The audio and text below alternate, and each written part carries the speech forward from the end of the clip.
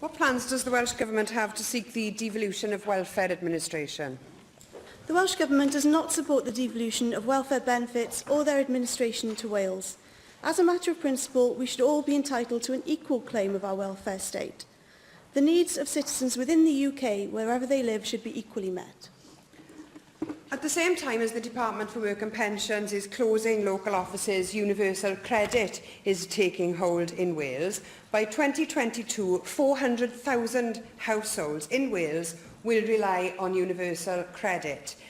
This Labour government has previously and again today shunned the opportunity to devolve welfare administration, and you have claimed that it would be too costly.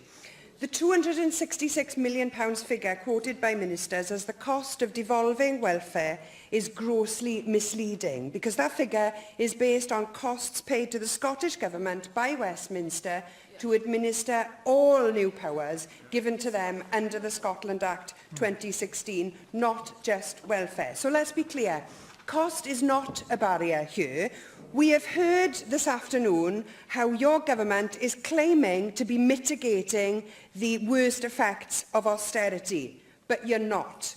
Will the Minister therefore finally join Plaid Cymru in calling for the devolution of welfare administration so that we can actually mitigate some of the worst effects of Westminster's cruel welfare policies?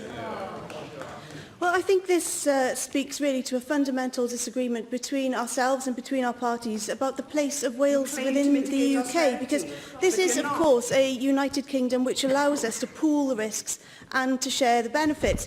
And it is the case that the approach to the devolution of welfare benefits in Scotland has transferred that risk associated with the demand of welfare benefits to Scotland. And the risk there demonstrates that benefit requirements within Scotland are moving faster than they are in England. So for Wales, this would provide us with a very significant risk. And the costs, I'm afraid, for administrating the welfare system would take away resources from the delivery of frontline services. Those figures are correct. For Scotland, it's 66 million for administration and a one-off payment of £200 million for the implementation of all of those newly devolved welfare powers. But it's not, because they're all related to welfare powers, and those resources really should be spent at the front line. And actually, let's be clear about what the Scottish Government is doing.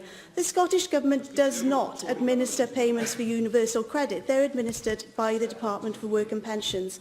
The Scotland Act 2016 does give powers to the Scottish Government to offer flexible options for claimants, and these include the direct payment of housing cost elements to social landlords and payments twice a month after that first payment has been made.